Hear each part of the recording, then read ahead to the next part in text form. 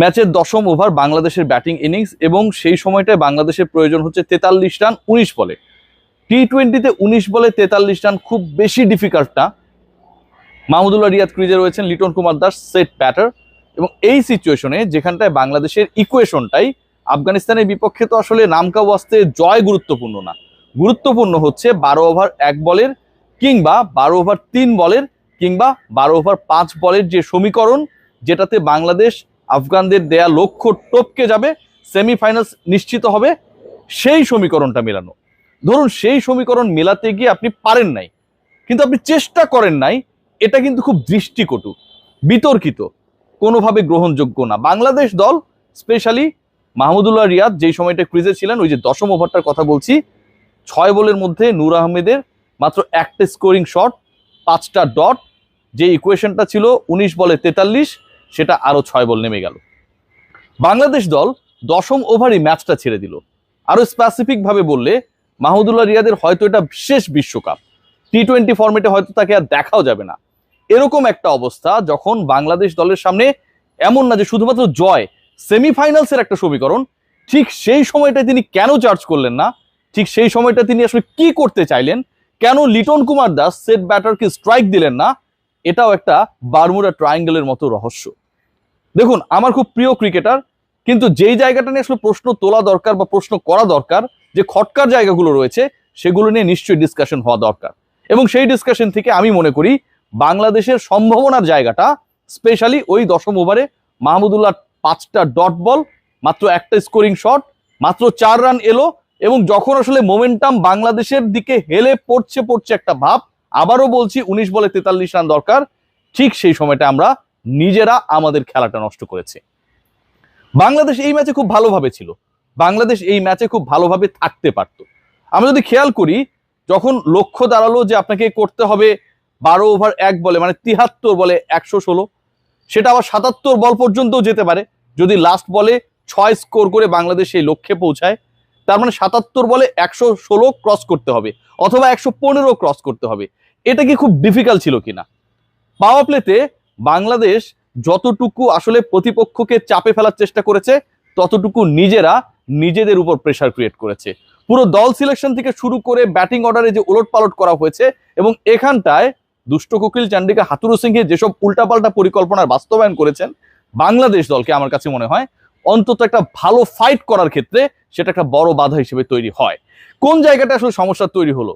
তানজিদ হাসান তামিমকে অনেকটা জেদ করে ওপেনার বানানোর যে চেষ্টা, এবং দিন শেষে প্রত্যেকটা ম্যাচে তার যে ফেইলিওর, কখনো রানা বল করেন, কখনো 0 রানে আউট হন, রিভিউ নষ্ট করছেন। সাকিব আল হাসানের এই মুহূর্তে টি-20তে কতটুকু মনোযোগ রয়েছে, মনোসংযোগ রয়েছে, তিনি আসলে কি করতে চান সেই ব্যাপারে কতটুকু তিনি নিজে clear, I have my doubt. প্রথম বলেই আউট। আমরা খেয়াল করে যদি দেখি, নাজমুল হোসেন শান্ত তিনি এমন ভাবে আউট হলেন, তাকে পুরোপুরি ট্র্যাপ করা হলো, এবং তিনি ওই জোনেই যেন বলটা মারেন, সেই কারণে এর আগে যখন হিট করেছিলেন তখন ফিল্ডার ছিল না, এরপরে একই টাইপের বল করে ফিল্ডার এনে ক্যাচ আউট করা হলো। বাংলাদেশ দলের ক্রিকেটাররা মাঠে যারা খেলেন, বাংলাদেশের ক্রিকেটারদের যাদের এক্সিকিউশনের দায়িত্বে নামানো হয় এবং এই নামানোর পরিকল্পনাটা যারা করেন, তারা টিমের সেরা ব্যাটার তাওহিদ হৃদয়কে নামালেন সৌম্য সরকারের উপরে। আজকের যে ম্যাচ, আজকের যে সিচুয়েশন, আজকের যে ডিমান্ড, আবারও বলছি, ওই 12 ওভার 1 বলে বাংলাদেশ যদি সমীকরণটা মিলাতে পারে, তাহলে তারা সেমিফাইনালসে চলে যাবে। একবার ভাবতে পারেন, বিশ্বকাপ খেলা হচ্ছে ভাই, বাংলাদেশ দলের জন্য একদম নাও নেভার একটা সিচুয়েশন, ব্যাটারদের জন্য সবশেষ একটা পরীক্ষা, পুরো টুর্নামেন্টে ফ্লপ ব্যাটিং লাইন আপের জন্য দারুণ একটা সুযোগ। 12 ওভার 1 বল কিংবা 12 ওভার 5 বলে আপনি 115 ক্রস করে গেলে সেমিফাইনালে খেলবেন, টপ 4 দলের একটা বাংলাদেশ হবে। এই ফিলটা আমরা যতটুকু অনুভব করেছি, এই ফিলটা বাংলাদেশ দলের ম্যানেজমেন্ট, পরিকল্পনাকারীরা কতটুকু ফিল করতে পেরেছে। সৌম্য সরকারকে আমি যেটা বলছিলাম, নামানো হলো তাহিদ হৃদয়ের আগে। বাংলাদেশের এই মুহূর্তে দলে টি-20তে সবচেয়ে sweet timer off the ball যদি আমরা দেখি, সেটা ডেফিনেটলি হৃদয়। হৃদয়কে আপনি নামালেন 6 নম্বরে, হৃদয়কে আপনি নামালেন 4টা উইকেট যাবার পরে, হৃদয়কে আপনি নামালেন এমন একটা সিচুয়েশনে যখন আপনার ওই লক্ষ্য চেস করার জন্য, লক্ষ্য অর্জন করার জন্য বাকি মাত্র 3 থেকে 3.5 ওভার। এটা হতে পারে, এবং এটা হতে পারে না দেখে এটা হয় নাই। তাহিদ হৃদয় সেই সময়টাও পান নাই, এবং বাকিরা যারা সময় পেয়েছেন, কেউ 0-তে আউট হয়েছেন, কেউ 10 বলে 10 করেছেন, ওভার নষ্ট করেছেন, এবং এন্ড অফ দ্য ডে বাংলাদেশের সম্ভাবনা সম্পর্কে যখন টিম ম্যানেজমেন্টের নিজেদের দরদ থাকে না, ভালোবাসা থাকে না, জাস্ট আফগানিস্তানের বিপক্ষে একটা ম্যাচ জিততে পারাটাই যাদের কাছে একমাত্র লক্ষ্য হয়, ঠিক তখন সেই দলের হয়ে হৃদয়রা 6 নাম্বারেই নামেন এবং জেতাতে পারেন না। একটা দারুণ সুযোগ যখন আমরা নষ্ট করি, এবং সেই সুযোগ নষ্ট করার প্রক্রিয়া হিসেবে আমরা যে ডিসিশনস গুলো মেক করেছি প্রত্যেকটাই ছিল বিতর্কিত। আপনি খেয়াল করে দেখবেন আজকে আফগানিস্তানের ব্যাটিং এর যে পুরো টোনটা সেট করে দিয়েছে কিন্তু দুই ওপেনার, এবং এই যে দুজন ওপেনার তারা প্রত্যেকটা ম্যাচে আফগান ব্যাটিং ডিপার্টমেন্টকে নেতৃত্ব দিচ্ছে, দুজনই হচ্ছে রাইট হ্যান্ড ব্যাটার।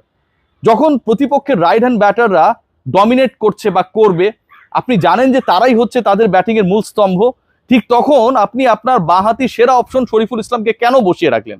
সৌম্য সরকারের জায়গায় শরীফুল ইসলাম কেন না? বাংলাদেশ দলের সবচেয়ে বেস্ট পেসার যিনি, শুধুমাত্র আঙুলে কিংবা হাতের তালুতে কয়েকটা সেলাই পড়ার কারণে সুস্থ হয়ে যাওয়ার পরেও, সুস্থ হবার পরেও অন্তত 5টা ম্যাচ তিনি এভেলেবেল ফিট হয়ে বসে থাকার পরেও যখন একটা ম্যাচের সুযোগ পান না, যখন তার প্রয়োজন হয় যে আজকের ম্যাচে শরীফুলকে দরকার, ঠিক তখন যখন ভালোবাসার কোটায় সৌম্য সরকার 11-এ ঢুকে যান, ভালোবাসার কোটার সৌম্য সরকার যখন তাওহিদ হৃদয়ের আগে ব্যাট করতে নেমে পড়েন, এর থেকে দুঃখজনক, বিতর্কিত, পক্ষপাত দুষ্ট একচোখা ডিসিশন আর হতে পারে না, এবং সেটা হয়েছে। পুরো বিশ্বকাপ বাংলাদেশ শেষ করলো এমন হতশ্রী পারফরমেন্স দিয়ে এবং নতজানু পারফরমেন্স দিয়ে, যেখানটায় পারফর্মারদের নামের পেছনে আশেপাশে অনেক প্রশ্নবোধক চিহ্ন। কিন্তু পুরো দল খেলেছে, বাংলাদেশ দল এবারে বিশ্বকাপে খেলেছে মাত্র 13 জন ক্রিকেটার নিয়ে। দুটো অপশন নিয়ে আমরা কোনো কাজই করিনি। সাকিব আল হাসান বল হাতে খুব একটা ইফেক্টিভ না, বাঁহাতি অর্থোডক্স অপশনটা আমার তো লাগবে। আমরা একটা ম্যাচের জন্য তানভীরকে মাঠে নামানোর প্রয়োজন বোধ করি নাই। শরীফুল ইসলাম সুস্থ হবার পরেও, ফিট হবার পরেও আমরা মাত্র 2 জন পেসার খেলিয়েছি ইন্ডিয়ার এগেনস্টে ম্যাচে, সেখানটা আমরা ফিল করিনি যে আমার একটা বাঁহাতি অপশন দরকার রোহিত এবং কোহলির এগেনস্টে। আজকের এই ম্যাচটায় যখন বাংলাদেশ টানা পরাজয়ের পরেও ভাগ্য বিধাতা তাদের জন্য সেমিফাইনালে যাবার একটা দুয়ার ওপেন করে দেয়, ঠিক তখনও এই ডিফেক্টিভ পরিকল্পনা যখন হয়, যখন শরীফুলের থেকে সৌম্য কাছের মানুষ বলে তিনি সুযোগটা পাবেন, শরীফুল ইসলাম কোনো সুযোগ পেলেন না। তার প্রয়োজন থাকার পরেও তাওহিদ হৃদয় যখন বাংলাদেশের রান চেস করা দরকার, আস্কিং রান রেটের সাথে পাল্লা দেওয়া দরকার, হাই স্কোরিং শটগুলো মারা দরকার, ঠিক সেই সময়টায় ব্যাটিং করার সুযোগ পান না, যখন চান্ডিকা হাথুরু সিং এর ওই দুষ্ট কুকিলের কেরামতি চলে এবং এটা নিয়ে দেখার বলার কেউ থাকেন না, ঠিক তখন বাংলাদেশ আসলে যে স্বপ্নগুলো দেখে, এই যে আপনারা সকালবেলা থেকে ভোর থেকে উঠে বাংলাদেশ দলের ইকুয়েশন মেলানোর চেষ্টা করেন, বাংলাদেশের বোলিং ইনিংস শেষ হবার পর ব্যাটিং ইনিংস শুরু হবার আগ পর্যন্ত যখন 12 ওভার 1 বল আর 12 ওভার 5 বলের ইকুয়েশন মিলিয়ে ফেসবুকে স্ট্যাটাস দেন, আপনাদের এই দরদ, এই ভালোবাসা, এই আবেগের ভাই ক্রিকেট দলের কাছে, ম্যানেজমেন্টের কাছে কোনো মূল্য নাই। যদি মূল্য থাকতো তাহলে রিয়াদের ওই 5টা ডট আমরা দেখতাম না, 10 ওভারই ম্যাচটা আমরা ছেড়ে দিতাম না, তাওহিদ হৃদয়কে 6 নম্বরে ব্যাটিং এ দেখতাম না, শরীফুল ইসলামকে পুরো টুর্নামেন্টে অ্যাবসেন্স দেখতাম না। এখানটায় কি হয়, কেন হয়, কিভাবে হয়, কে করে, সেই প্রশ্নের উত্তর দেওয়ার কেউ নেই। জায়গা মতো জিজ্ঞেস করবেন, বলবেন আমরা কোনো কিছুই জানি না, টিমকে তার মতো চলতে দেওয়া হয়েছে, আমরা জিজ্ঞেস করব, দেখা যাক কি হয়। বাংলাদেশের লক্ষ্য পরের বিশ্বকাপ। সবাই ভালো থাকবে।